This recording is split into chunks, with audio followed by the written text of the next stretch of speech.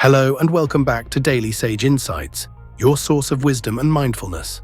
Today we're going to explore something that I'm sure many of us have faced at some point: the wrongdoings of friends. It's painful when someone you trust and care about hurts you, whether intentionally or not. But how do we handle it? Do we hold on to the anger, or do we forgive and move forward? Stay with me through this video, and I promise you'll walk away with insights that can help you navigate these situations with clarity, compassion, and strength.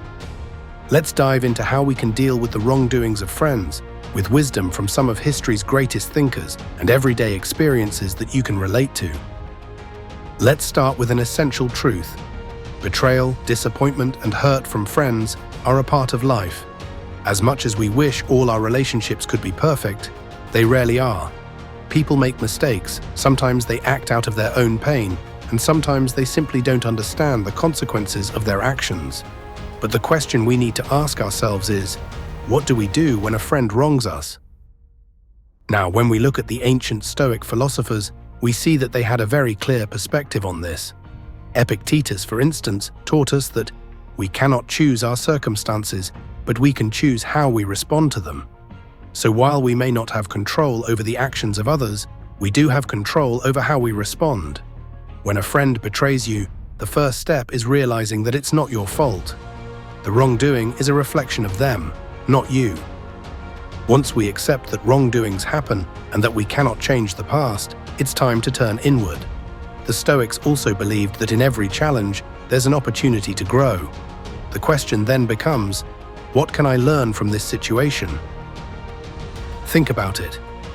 If a friend wrongs you, whether through betrayal, dishonesty, or neglect, how do you respond?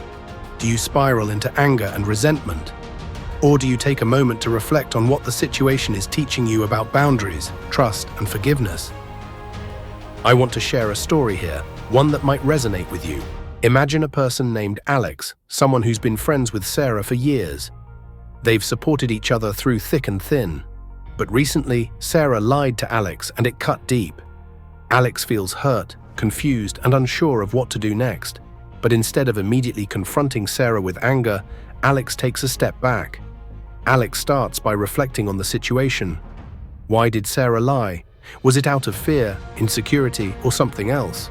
And how does this impact my relationship with her moving forward?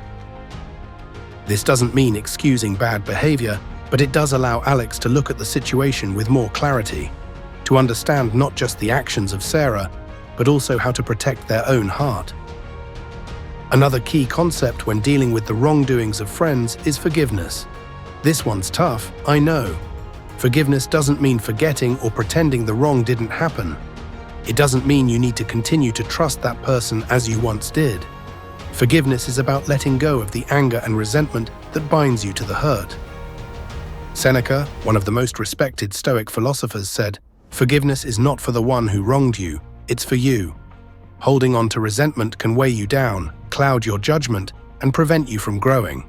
Forgiving your friend, even if they don't apologize, is an act of self-liberation. It frees you from carrying that heavy emotional burden. So ask yourself, what is holding on to anger doing to me?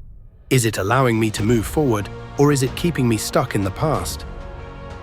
One of the most powerful ways to deal with the wrongdoings of friends is by establishing healthy boundaries.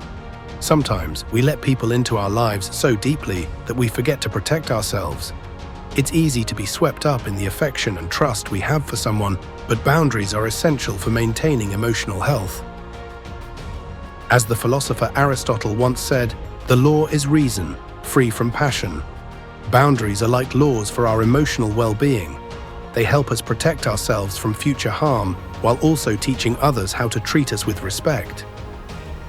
When a friend wrongs you, it's crucial to identify what boundaries need to be in place moving forward.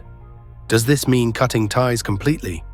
Not always, but it might mean that you no longer share personal details as freely, or that you are more cautious with your trust. And it's okay to communicate these boundaries, even if it feels uncomfortable. True friends will understand the need for them. And then there's the difficult but important decision. When do we let go of a friendship that no longer serves us? Some friendships are meant to last a lifetime, but others come into our lives for a season. Letting go is not about bitterness or resentment. It's about recognizing that not all friendships are meant to be forever, and that's okay. As the Buddha teaches, attachment is the root of suffering. We often hold on to relationships even when they're toxic, because of the fear of being alone or the desire to maintain the status quo. But sometimes letting go is the healthiest choice for both parties. Reflect on this. Is this friendship contributing to my growth, or is it holding me back? If the relationship is causing more harm than good, it might be time to let go with grace. Lastly, when dealing with hurt caused by a friend, mindfulness can be a powerful tool. Mindfulness teaches us to stay present, to observe our emotions without judgment, and to respond thoughtfully rather than react impulsively. When we're mindful, we can acknowledge the pain caused by the wrongdoing without letting it define us. Through mindfulness, we can observe our emotions of hurt, anger, or confusion as they arise, and choose how to handle them. We can pause before we react, taking a moment to breathe, reflect, and respond with clarity. In those moments of emotional turmoil, mindfulness allows us to stay grounded in the present rather than being overwhelmed by the past or the future. As we wrap up, remember this. Dealing with the wrongdoings of friends is not easy, but it's an opportunity for growth and self-reflection.